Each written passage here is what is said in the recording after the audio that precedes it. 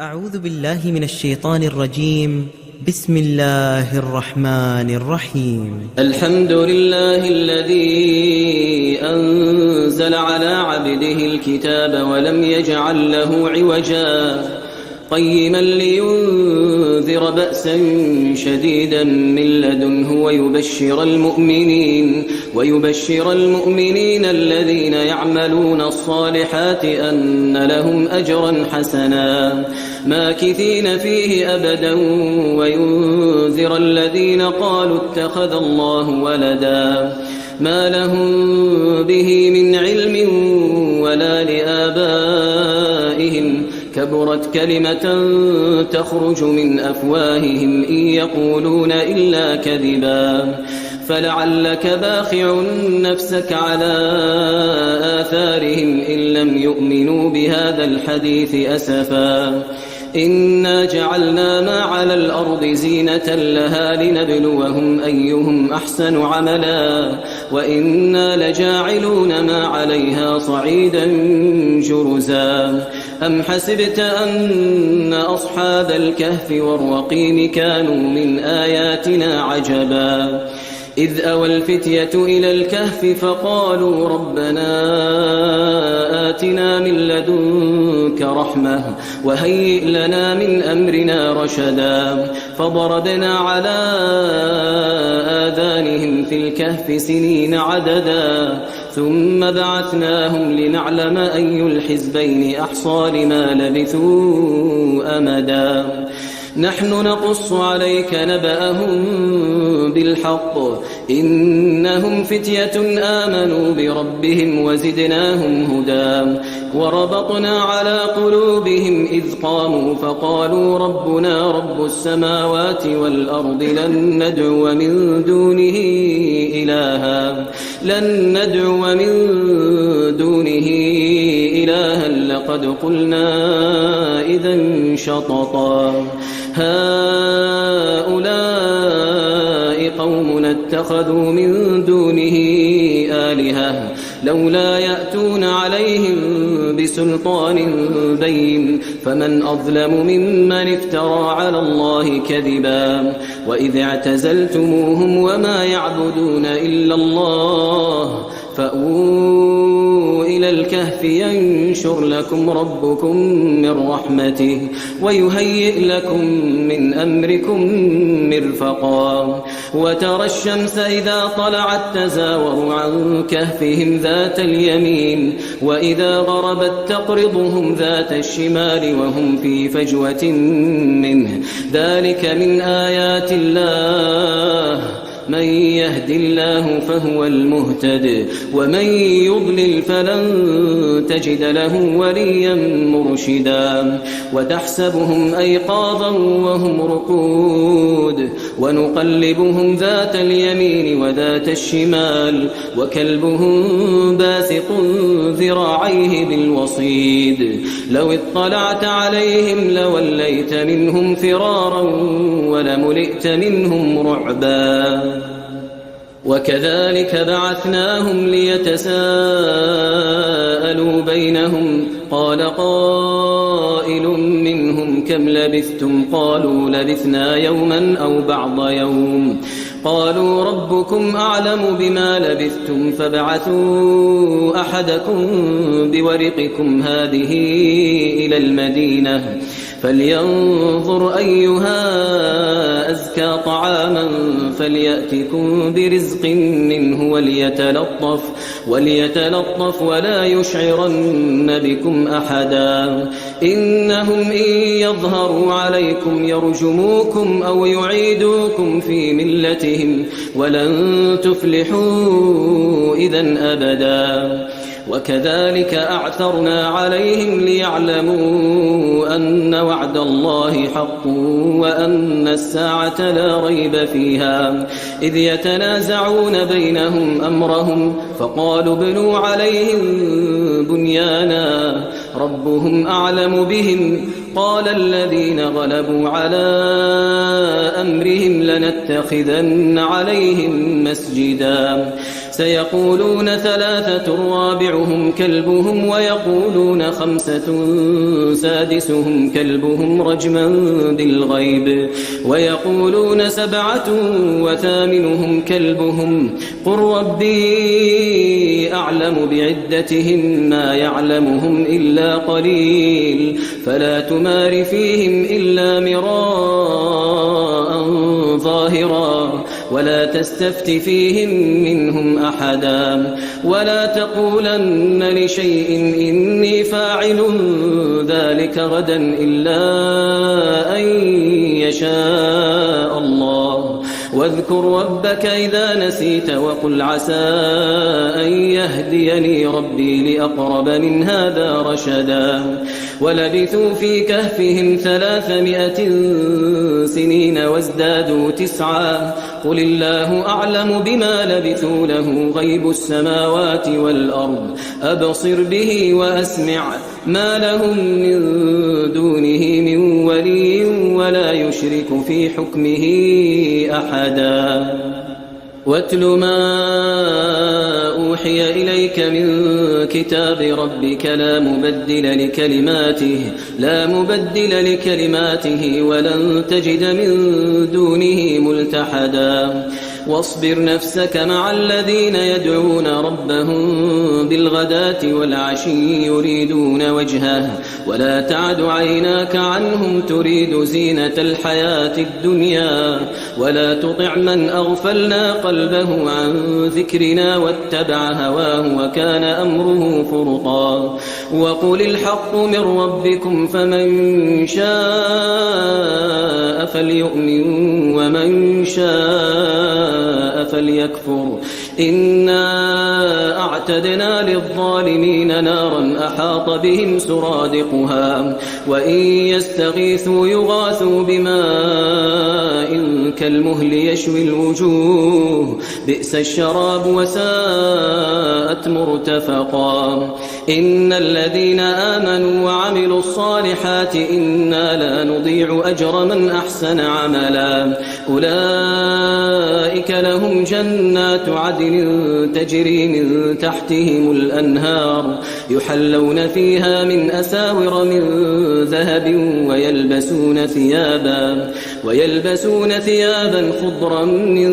سندس واستبرق متكئين فيها على الأرائك نعم الثواب وحسنت مرتفقا واضرب لهم مثل الرجلين جعلنا لأحدهما جنتين من أعناب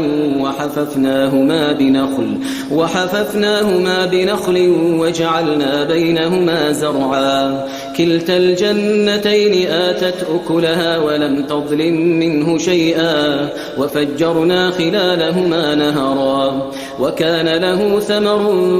فقال لصاحبه وهو يحاوره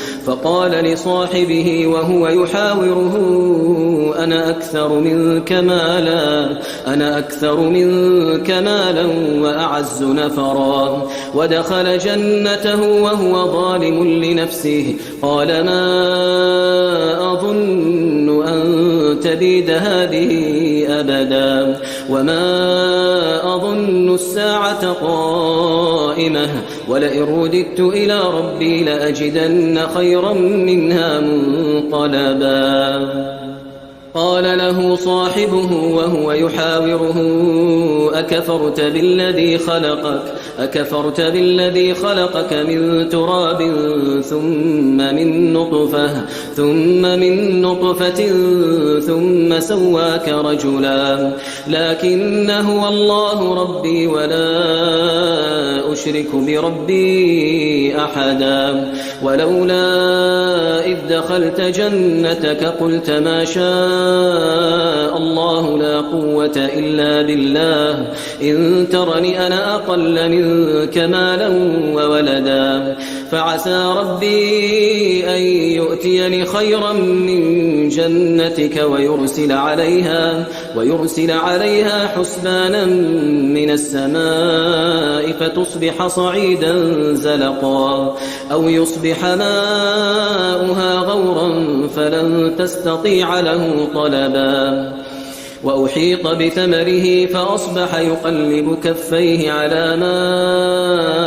أنفق فيها وهي خاوية على عروشها ويقول يا ليتني لم أشرك بربي أحدا ولم تكن له فئة ينصرونه من دون الله وما كان منتصرا هنالك الولاية لله الحق هو خير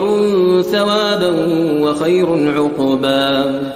واضرب لهم مثل الحياة الدنيا كماء إن أنزلناه من السماء فاختلط به نبات الأرض فأصبح هشيما تذروه الرياح وكان الله على كل شيء مقتدرا المال والبنون زينة الحياة الدنيا والباقيات الصالحات خير عند ربك ثوابا وخير أملا ويوم نسير الجبال وترى الأرض بارزة وحشرناهم فلم نغادر منهم أحدا وعرضوا على ربك صفا لقد جئتمونا كما خلقناكم أول مرة بل زعمتم أن لن نجعل لكم موعدا ووضع الكتاب فترى المجرمين مشفقين مما فيه ويقولون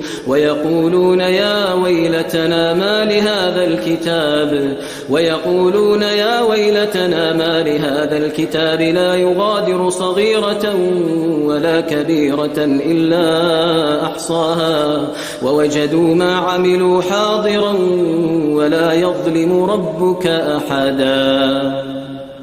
وإذ قلنا للملائكة اسجدوا لآدم فسجدوا إلا إبليس كان من الجن ففسق عن أمر ربه أفتتخذونه وذريته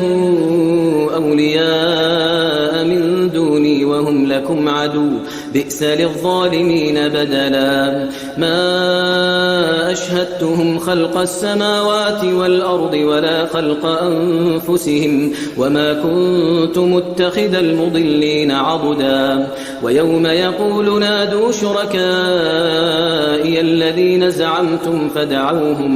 فدعوهم فلم يستجيبوا لهم وجعلنا بينهم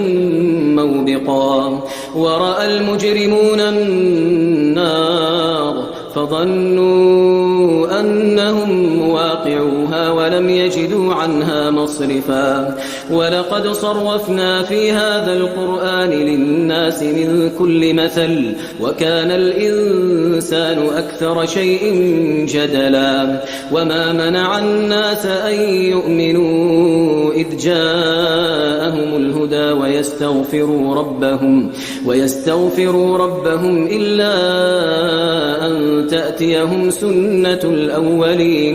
إلا أن تأتيهم سنة الأولين أو يأتيهم العذاب قبلا وما نرسل المرسلين إلا مبشرين ومنذرين ويجادل الذين كفروا بالباطل ليدحضوا به الحق واتخذوا آياتي وما أنذروا هزوا ومن أظلم ممن ذكر بآيات ربه فأعرض عنها ونسي ما قدمت يداه إنا جعلنا على قلوبهم أكنة أن يفقهوه وفي آذانهم وقرا وإن تدعوهم إلى الهدى فلن يهتدوا إذا أبدا وربك الغفور ذو الرحمة لو يؤاخذهم بما كسبوا لعجل لهم العذاب بل لهم موعد لن يجدوا من دونه موئلا وتلك القرى أهلكناهم لما ظلموا وجعلنا لمهلكهم موعدا وإذ قال موسى لفتاه لا أبرح حتى أبلغ مجمع البحرين أو أمضي حقبا فلما بلغا مجمع بينهما نسيا حوتهما فاتخذ سبيله في البحر سربا فلما جاوزا قال لفتاه آتنا غداءنا لقد لقينا من سفرنا هذا نصبا قال أرأيت إذ أوينا إلى الصخرة فإني نسيت الحوت وما أنسانيه إلا الشيطان أن أذكره واتخذ سبيله في البحر عجبا قال ذلك ما كنا نبغي فارتدا على آثارهما قصصا فوجدا عبدا من عبادنا آتيناه رحمة من عندنا وعلمناه من لدنا علما قال له موسى هل أتبعك على أن تعلمني مما علمت رشدا قال إنك لن تستطيع معي صبرا وكيف تصبر على ما لم تحط به خبرا قال ستجدني إن شاء الله صابرا ولا أعصي لك أمرا قال فإن اتبعتني فلا تسألني عن شيء حتى أحدث لك منه ذكرا فانطلقا حتى إذا ركبا في السفينة خرقها قال أخرقتها لتغرق أهلها لقد جئت شيئا إمرا قال ألم أقل إنك لن تستطيع معي صبرا قال لا تؤاخذني بما نسيت ولا ترهقني من أمري عسرا فانطلقا حتى إذا لقيا غلاما فقتله قال أقتلت نفسا زكية بغير نفس لقد جئت شيئا نكرا قال ألم أقل لك إنك لن تستطيع معي صبرا قال إن سألتك عن شيء بعدها فلا تصاحبني قد بلغت من لدني عذرا فانطلقا حتى إذا أتيا أهل قرية استطعما أهلها فأبوا أن يضيفوهما فوجدا فيها جدارا يريد أن ينقض فأقامه قال لو شئت لاتخذت عليه أجرا قال هذا فراق بيني وبينك سأنبئك بتأويل ما لم تستطع عليه صبرا أما السفينة فكانت لمساكين يعملون في البحر فأردت أن أعيبها وكان وراءهم ملك يأخذ كل سفينة غصبا وأما الغلام فكان أبواه مؤمنين فخشينا أن يرهقهما طغيانا وكفرا فأردنا أن يبدلهما ربهما خيرا منه زكاة وأقرب رحما وأما الجدار فكان لغلامين يتيمين في المدينة وكان تحته كنز لهما وكان أبوهما صالحا فأراد ربك أن يبلغا أشدهما ويستخرجا كنزهما رحمة من ربك وما فعلته عن أمري ذلك تأويل ما لم تسطع عليه صبرا ويسألونك عن ذي القرنين قل سأتلو عليكم منه ذكرا إنا مكنا له في الأرض وآتيناه من كل شيء سببا فأتبع سببا حتى إذا بلغ مغرب الشمس وجدها تغرب في عين حمئة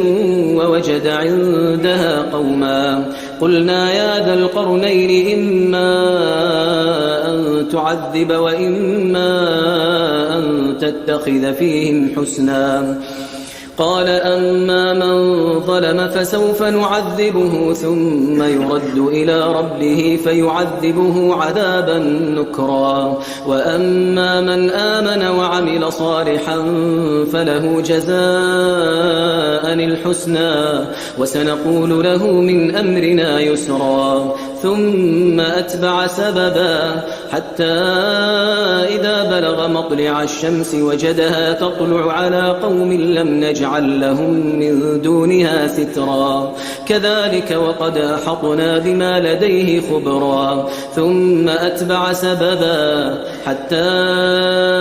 إذا بلغ بين السدين وجد من دونهما قوما لا يكادون يفقهون قولا قالوا يا ذا القرنين إن يأجوج ومأجوج مفسدون في الأرض فهل نجعل لك خرجا على أن تجعل بيننا وبينهم سدا قال ما مكني فيه ربي خير فأعينوني بقوة أجعل بينكم وبينهم ردما آتوني زبر الحديد حتى إذا ساوى بين الصدفين قال انفخوا حتى إذا جعله نارا قال